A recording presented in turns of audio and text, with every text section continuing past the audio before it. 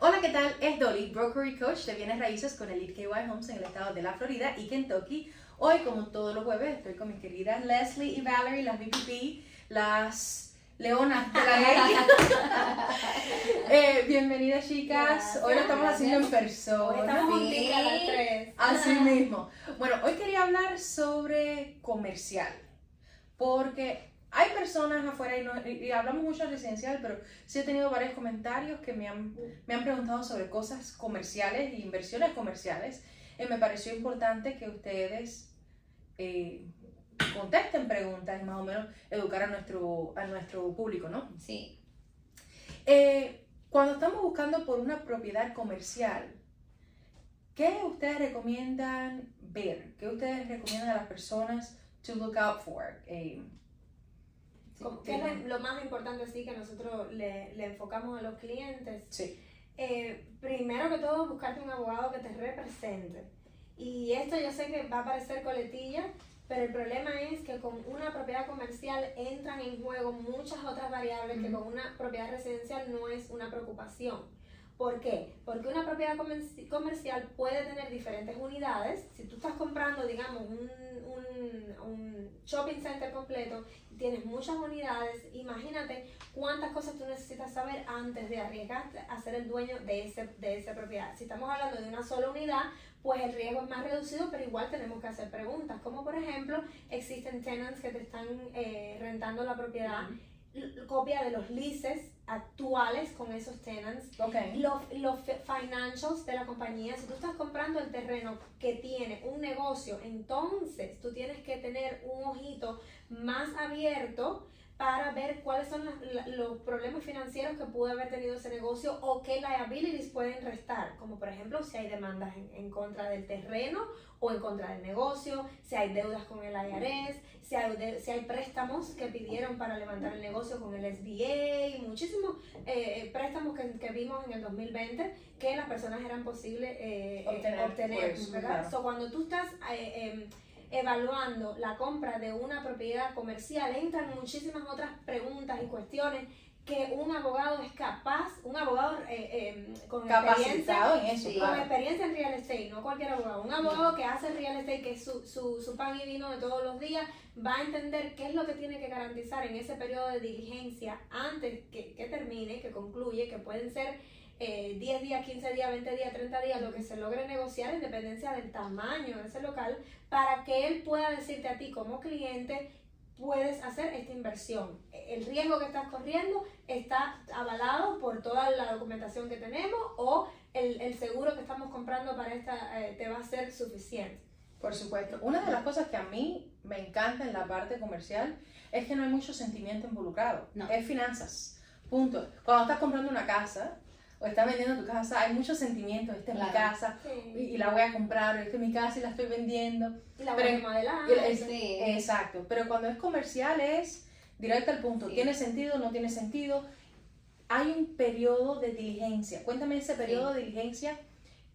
Lo residencial versus lo comercial. So, lo más importante cuando estamos hablando de un contrato comercial es bien diferente de un contrato residencial, ¿verdad? Como hemos hablado, los contratos residenciales son casi lo mismo en la Florida completa.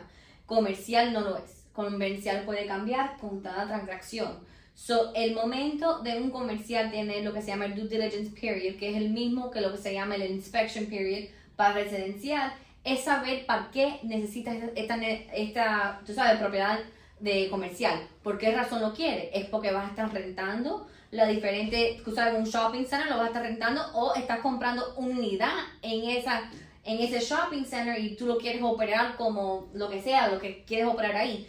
Ese due diligence period es el momento que tú tienes para ir a la ciudad, para ir al condado, para asegurarte que tú puedes abrir ese tipo de negocio. Por ejemplo, tú no puedes abrir, tú sabes, una mecánica en todos los lugares. Tú tienes que asegurar que está zoned para lo que es abrir una compañía de mecánicos. Todo depende de la razón por qué tú quieres comprar ese lugar específico, ese lugar. Ese due diligence period es el periodo que tú tienes para asegurar que vas a poder abrir el negocio que quieres abrir. O vas a poder tener los inquilinos que quieres tener. Y si tienes inquilinos, ¿Por qué tiempo tiene que tener esos inquilinos? Si el condado te requiere que tengas un inquilino por lo menos 3 años, ya tú sabes que, ok, yo tengo que tener en mente que cualquier inquilino que yo voy a coger tiene que firmarme un contrato de 3 años mínimo, porque eso es lo que requiere el condado o la ciudad, dependiendo de dónde está localizado esa propiedad comercial.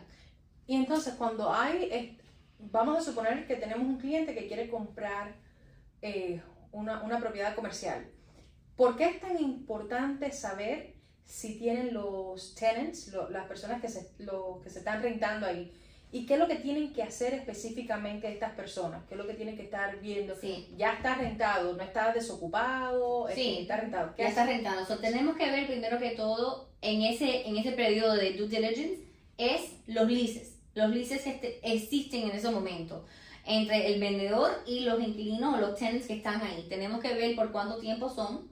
Tenemos que ver si hay un depósito de seguridad, si se ha pagado, cuál es la mensualidad, si han pagado todo a tiempo, si se han retrasado en los pagos, cuánto es que deben, tú sabes, si han pagado tarde. Y es bien importante saber esa parte también, si han pagado tarde. ¿Por qué? Porque la ley en la Florida dice, si tú pagas tarde y aceptas el pago, el landlord acepta el pago, ahora tú como el nuevo dueño vas a tener que aceptar los pagos tarde. ¿Por qué? Porque eso es común en la relación que tiene el landlord y el inquilino de ese momento. Sí, que nosotros lo que hacemos cuando representamos a un comprador en la transacción es una propiedad comercial, nos enfocamos mucho en los estoppos. Sí. ¿Qué son los estoppos? Es una carta que tú le tienes que mandar a cada tenant en esa propiedad que vas a comprar, donde tú haces preguntas específicas y tú necesitas de documentación específica de cada uno. Si es un mes a mes lease o si existe un rental agreement por escrito, por qué tiempo, si se renueva automáticamente, cuál es el periodo para determinarle que esa persona, digamos que tú como dueño quieres reestructurar todo y quieres rentárselo a otras personas. Claro. ¿En qué tiempo tú tienes para darle noticias, si estás a tiempo o si el cierre te va a interrumpir ese periodo para que tú puedas hacer tu cálculo matemático en tu proyecto futuro? Que está bien, tú puedes esperar, pero toda esa espera tú tienes que calcularla antes de dar el paso y ser notificado, porque tú tienes el derecho a saber. Hacerle firmar a ese vendedor disclosures, donde específicamente diga que te dio cada uno de los documentos, que nosotros nos enfocamos, digamos, mucho en los estoppos. ¿Por qué? Porque en el estopo se lo mandamos a los tenants, pero al vendedor nosotros también le mandamos un documento de due diligence donde le ponemos por punto detallado, que nos diga sí o no, si existe, y si existe que nos dé copia de tal documento, porque no solamente los tenants, si tienen contratos con proveedores, personas que a lo mejor le hacen un servicio específico a esa propiedad comercial y lo tiene atado a un contrato del cual nuestro cliente tiene que entender que va a seguir atado. Porque si es un contrato por escrito de 5 o 6 años, obviamente, si no muere en esos días, obviamente tiene que continuar. El cambio de ownership no afecta que una persona anterior haya firmado un contrato con esa compañía, que es un negocio. Que la gente dice, no es una sola propiedad, no, es un negocio también. Claro. Porque no viven personas. O sea, es un negocio que genera a lo mejor otro tipo de negocios para otras personas. Entonces son cosas muy, muy puntuales que hay que mirar y lleva tiempo. Tiempo de análisis, tiempo de estudio, tiempo de cuestionamiento. Me dijo que no, pero veo esta situación, observación en el local del día a día, todas esas cosas están incluidas. Más o menos para culminar, ¿cuánto tiempo ustedes recomiendan pedir cuando estamos haciendo un contrato, una oferta de compra y venta a una propiedad comercial? ¿Cuánto tiempo ustedes recomiendan pedir de due diligence period? A mínimo 30 días. Sí. Y también depende de la propiedad comercial. Si estamos hablando de un edificio de 5 pisos, yo te diría 30 días no te va a ser suficiente, porque ¿cuántos apartamentos tiene ese edificio? O si estamos hablando de un edificio en Brickell que tienen 19, 20, 30 pisos, o sea, depende de la propiedad comercial que esté involucrada, pero mínimamente 30 días si estás comprando la propiedad atada a una compañía. Sí.